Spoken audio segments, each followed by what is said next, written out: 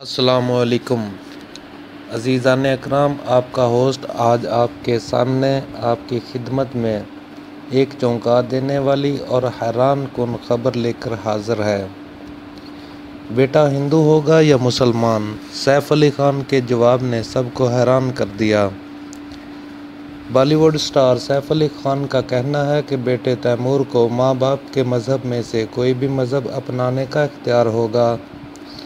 भारतीय मीडिया के मुताबिक अदाकार सैफ अली खान का कहना था कि तैमूर को मुकम्मल तौर पर कोई भी मज़हब इख्तियार करने में आज़ादी हासिल है, जबकि बतौर वालिद मैं चाहता हूँ कि मेरा बेटा खुले ज़हन और मुल्क का अच्छा इमेज बनाने वाला इंसान बने।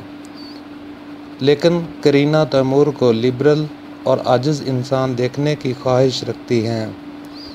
ताहम तैमूर ने खुद ही अपने मुस्तकबिल का फ़ैसला करना है कि उसे मज़हब इस्लाम या हिंदू का इंतखाब करना है।